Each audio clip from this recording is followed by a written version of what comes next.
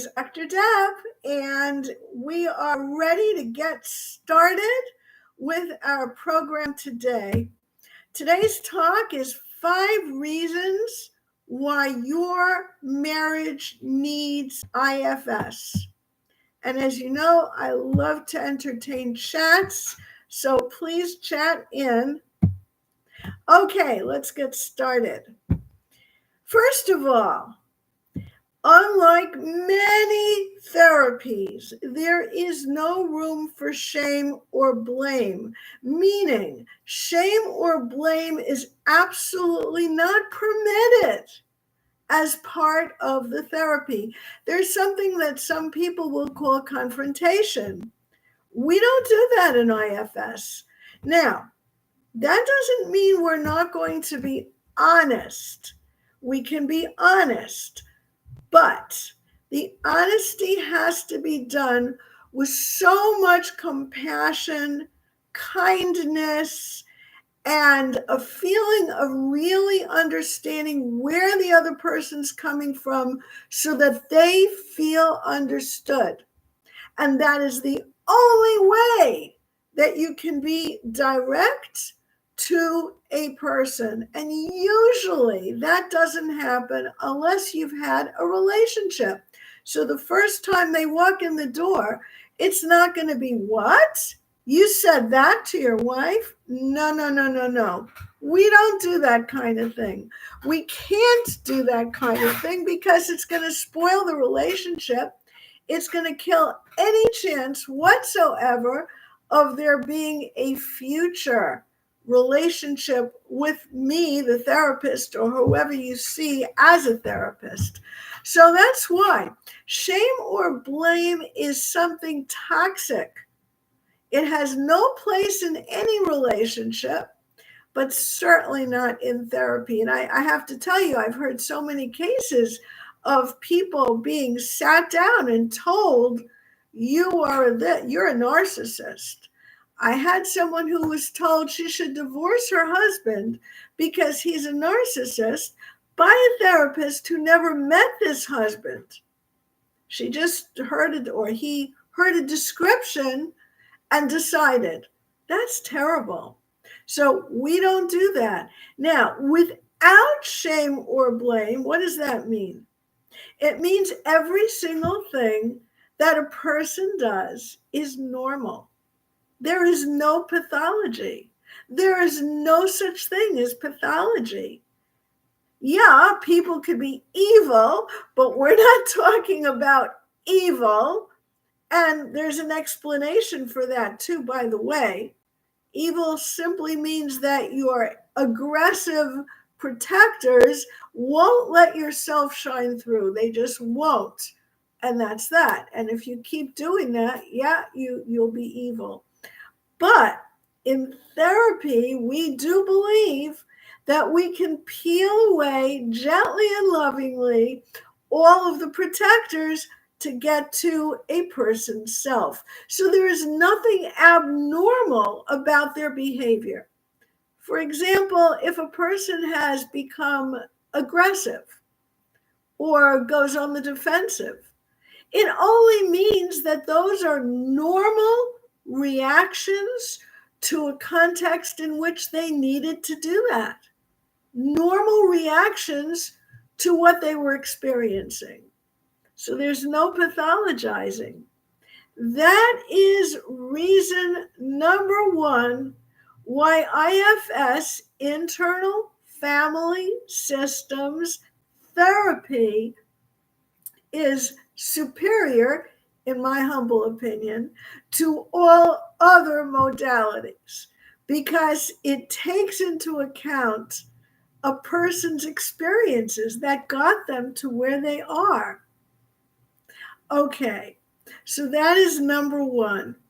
And by the way, when you're in couples therapy and you're working with one person, let's say this is the bad guy, the person who's been aggressive or defensive or whatever, and you don't act like they're abnormal and you treat them with respect and you believe in them, and you understand that their symptoms came from whatever their experience was that caused it, so that their protective devices make sense, then what happens when the spouse watches that therapy process, the spouse also sees their partner as normal. Their spouse also begins to understand what's underlying and behind the behavior they see. And it also teaches by modeling how they could behave towards that terrible spouse. So there's that first part. No shame or blame, because a person is normal due to the fact that their behavior makes sense given what they went through. That is number one.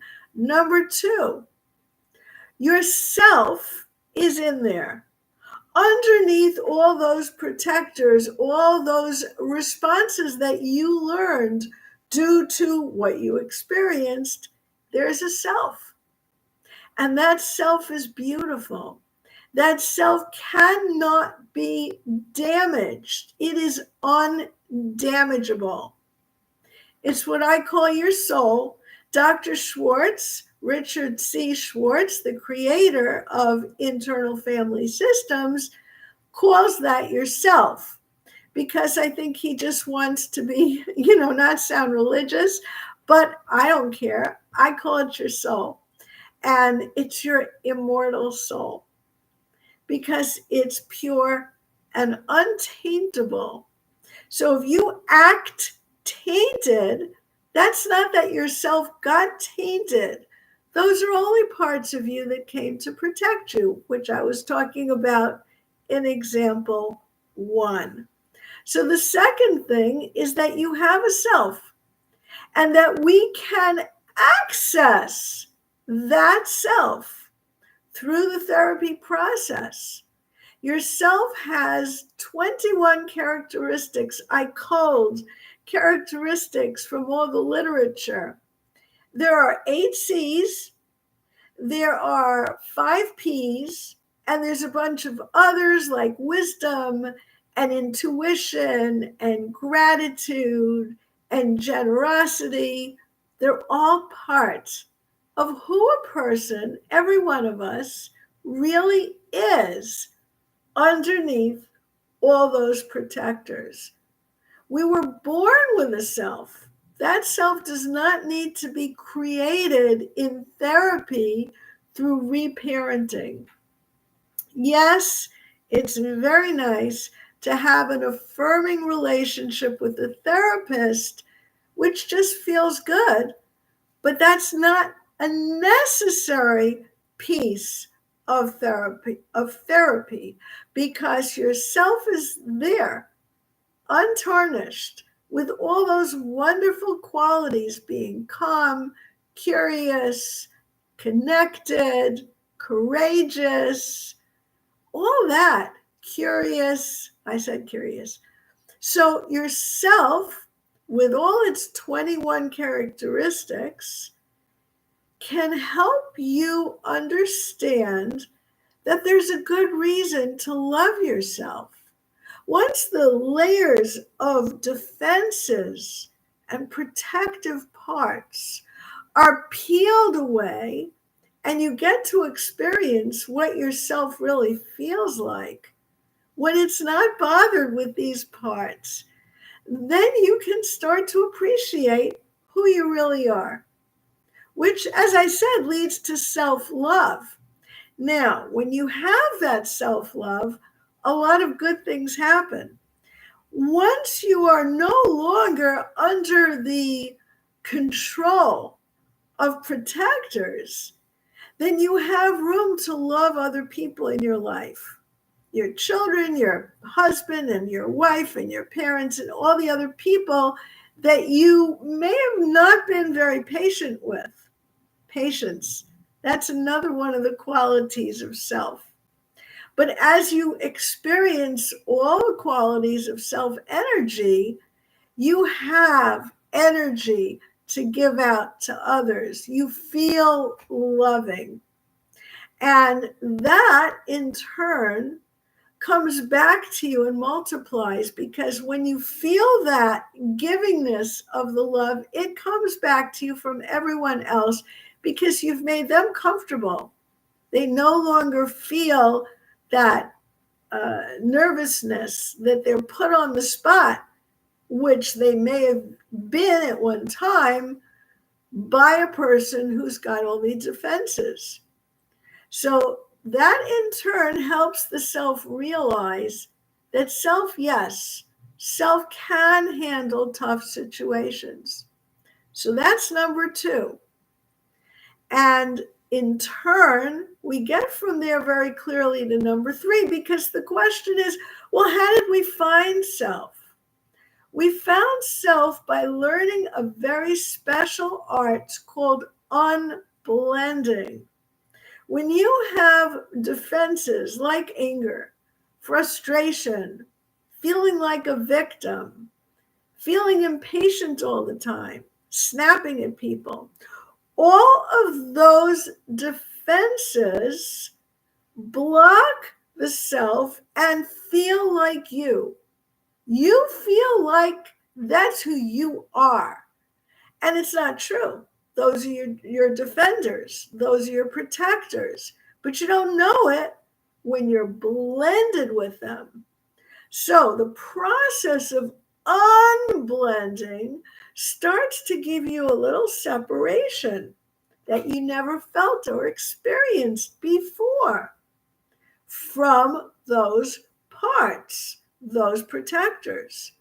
And that in turn gives you full access to self-leadership, because yourself really needs to be in charge of your protectors rather than the other way around. But we're so used to having the protectors take care of us since we were children that we think that's us. People will say, well, that's who I am. They don't realize, no, that's only a little bit of who you really are. I was just talking to someone not long ago who was saying that she was very surprised so-and-so had empathy because she had never seen it. And I said, that's true, but I know that person does have empathy. The problem is that when the two of you are dealing with each other, all their defenses come up. And defenses don't include empathy. Compassion, which is a higher level than empathy, is a part of self. Compassion's a part of self. But if a person's self has been protected so well that you don't see it, another person won't even realize that, yeah, that person does have empathy. So as the trick of learning how to unblend is something that each person learns in therapy, and it's not that hard, by the way, but it is a process. It's just like catching a ball on a fly.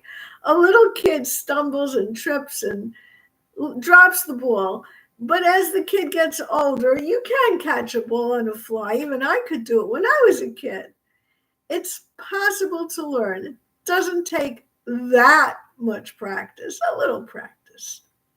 So when you've done that, each person in a couple learning to do that in therapy, you can have real conversations, because without your protectors jumping into the middle, the two of you can really talk self to self.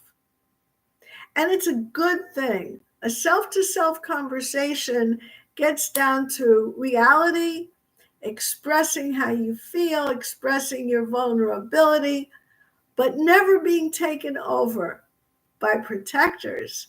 When you notice a protector popping up, you can notice the protector and speak for the protector. You could say to the person, I just noticed a part of me get a little bit uptight right now. It could be that when you said X and Y, that protector jumped up. So I'm just letting you know I'm okay, but I got that feeling inside. I mean, you could say that. It's not necessary to say that, but maybe you want to let your partner know what's going on because maybe you detected that they had some parts up that were being defensive for them. But see, that's how a self to self conversation would happen. And it can only happen when you've learned unblending. I'm going to share with you how I learned unblending. I've told this story before, so if you've heard it before, sorry. I traveled all the way across the ocean to visit my children during COVID. But I really wanted to make that visit. It was a very special day for one of my grandchildren. And unfortunately, because of COVID, I had to be put in quarantine. That meant 14 days. At that time, it was 14 days, if you remember back to 2020, in isolation with a mask, 6 feet distance. I wasn't allowed out of the hotel room once I got there. I couldn't cook for myself or shop for myself, so my sweet daughter-in-law brought me my meals and left them on the floor at the door, and I opened the door and picked it up. Anyway, I was learning about IFS at that time. I thought it was fascinating and very strange, to be honest with you. And let's face it, this whole thing of flying across the ocean to see my family and then not actually seeing them, like I had a mask on, they had masks on. We were 6 feet away. We couldn't hug. They couldn't come inside, nothing. I was angry. I was quite angry. I was not in a good frame of mind. But because I was alone in my room and had nothing to do for 14 days, I decided to take the quick and easy course for therapists on IFS. It doesn't give you anything within IFS as a certification, but it was an introduction. And Dr. Schwartz was explaining how this unblending worked. So I listened and I said, this is crazy, but I'm going to try it. I clicked off the computer. I sat down in a chair and I imagined my anger separating from me.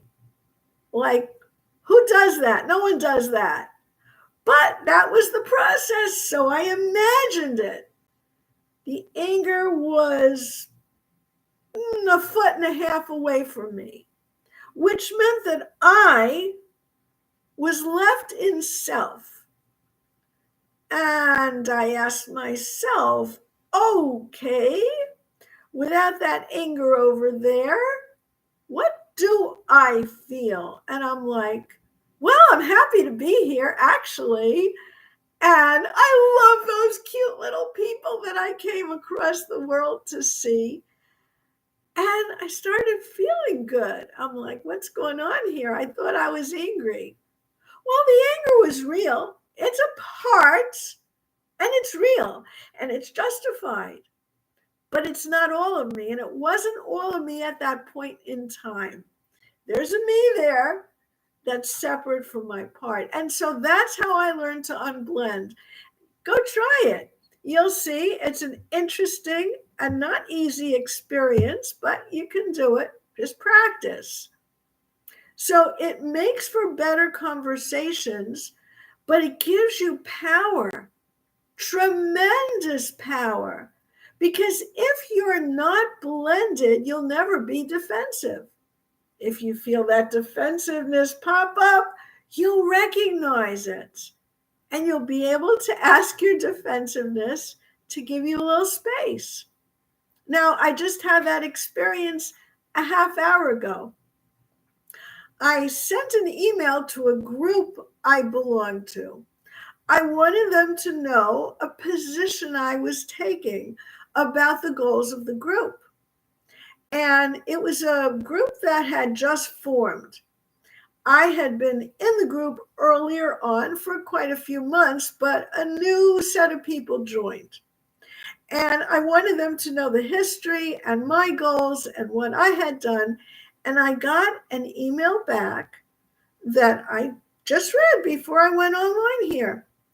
And I could tell that I must have put somebody on the defensive, because she said, well, yes, your goal of X is good, but we have to add Y.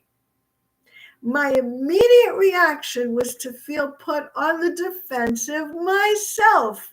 Like, what? You don't like my X? You want to add a Y? What's wrong with my X? But because I understand this whole concept of self and parts and how to unblend, I thought for a moment and I told myself, that person's defensive part popped up from my letter. So what did I do? I wrote her back and I said, I agree with you. You're absolutely right. X is important, but we should also consider Y. And I totally must have, hopefully, relaxed her. We're going to have a meeting tomorrow, so I can let you know. But that's what happens.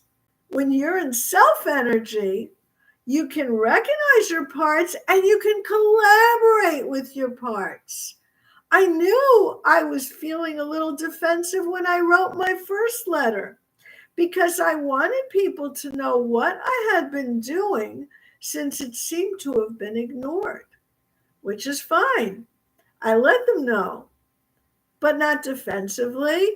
And I responded from self-energy to this person's email. So that's number 3, unblending. So we have no shame because there's no pathology, nothing wrong with you. We have the concept of a beautiful, shining self. And we have the concept of parts that are protectors that may very well obscure the self, but we can unblend. What other therapy has that? Can you see the power of this? That when you're in therapy and you've done something wrong, it's not you, it's a part of you. Yourself is still pure and untainted, and the part meant well. And sometimes it goofs, and that's okay. You can always apologize for a part's goof, but you don't have to feel bad about it. It was a goof, and it's not who you are. Now we get to number 4. There's a piece here of healing, which I have left out so far, but now we're going to get into it. Where do all these parts come from? Let's face it, a person growing up in a family in which every single other person in the family is led by protectors instead of self, that family is called by outsiders who don't know IFS lingo as dysfunctional. I don't think they're dysfunctional.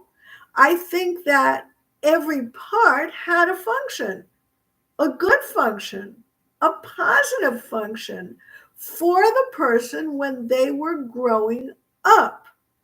The problem is that as they grew up, they really need to change off and be self-led, but they don't know that. They don't know the parts are running them and protecting them. They don't know there's a self there that can lead them. They just don't know. So they appear to be dysfunctional. And when you're growing up like that, guess what? You learn to also have protective parts. And the more pain you've received in that family, presumably the more parts you're going to develop to protect yourself. It's normal. It's actually healthy. It's just not useful when you finally do grow up.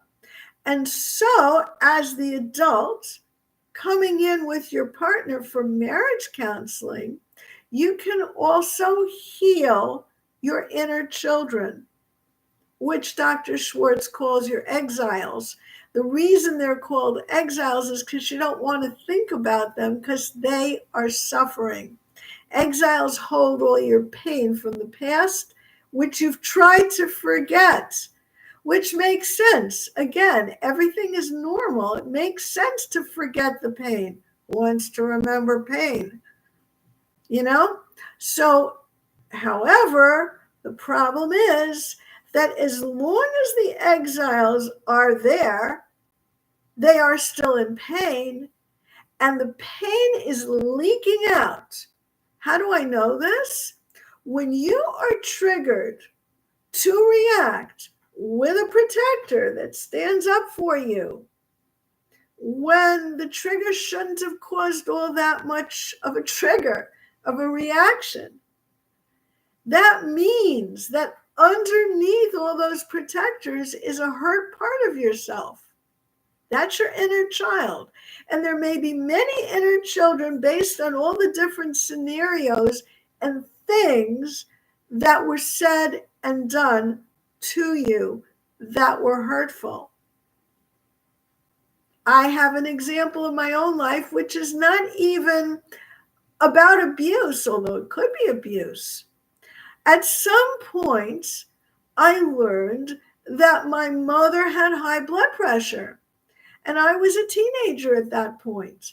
So guess what I did? I moved away from salt. It frightened me because she no longer could tolerate salt, and it messed up everything with her body.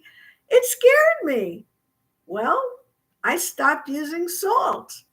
Now, maybe that's healthy. Maybe that's good. We shouldn't have too much salt.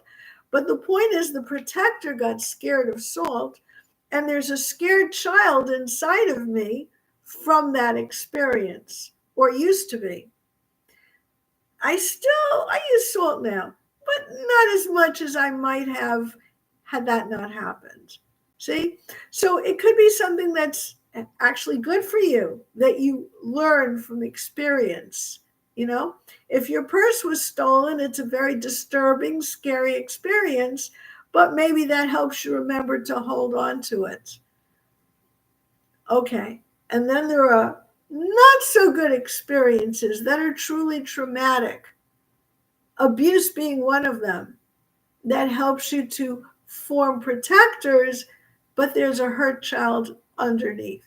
So what happens? What we do is we help heal that inner child by being a listener.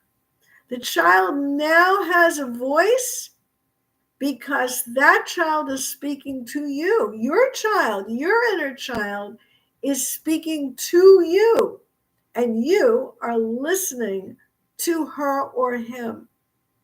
Now, you're doing this in couples counseling. Can you imagine what a wonderful experience this must be for the listener in your partner? Because your partner now sees what you really went through, and your partner can feel for you and feel for what has happened to you and what you've gone through. So it's a beautiful thing. It's a beautiful thing. And then, in addition to all that, you yourself develop more and more compassion for yourself. Because when you listen to what your inner child's pain is, you have to reach out with love to that inner child, and that's you. And that compassion, again, spreads to everybody in your vicinity. So that's number 4 of the value of IFS. And number 5 is safety. This is super important because when you have a couple sitting in front of you, it is very easy for one person's protectors to become aggressive and hurtful. or make remarks even from a victim place that put digs into the other person. Like, oh, you don't love me. That kind of thing is a dig. It's coming from a victim protector rather than an aggressive protector, but it's hurtful to the listener who does love you, presumably. But we create safety in the following way. Number one, the therapist has been through the whole process of recognizing their own parts, a part that maybe wants to jump up and protect the person of the same sex as they are, or a part that specifically wants to protect children, or whatever. The point is, we recognize our own parts because that's part of the process of learning how to be an IFS therapist. So with that, we can put our own parts in check because we can unblend from them since we have learned that skill. And right there in the middle of the session, we can stop and say to ourselves, parts, I get you, hold on, I'm going to take care of this. I understand where you're coming from. That creates safety that the therapist does not react badly to the people in front of them. Second of all, a therapist, because they've been through this whole process of recognizing their parts, becomes a parts detector, your parts detector. So as soon as your parts come up, the therapist can take a time out and ask you to get back into self, use the unblending techniques. And if that is not possible, the therapist can separate a couple and work with them individually. Yes, it's twice as many hours in a week, so it's more expensive, but it's worth it to keep each person safe from hearing something that's going to hurt their feelings. And then when each person develops the ability to unblend from their parts, they can sit together better. Now, some therapists will do this whole process in front of each other, which means that you might have a moment of hearing something hurtful. It's true. I don't work that way. I would rather separate people, but I have the option, and all therapists have the option, and you as a client have the option to say, well, I'd rather work alone if I'm going to be mistreated even within the session. And that is where IFS has room and flexibility for that option. Oh, look, I'm just on time. So I will entertain questions if anybody has them. And if not, then I will say goodnight. All righty. Have a wonderful evening. You can always reach out to me by email, drdeb@drdeb.com. You can go to my website too and hit the contact page. You take care, everyone.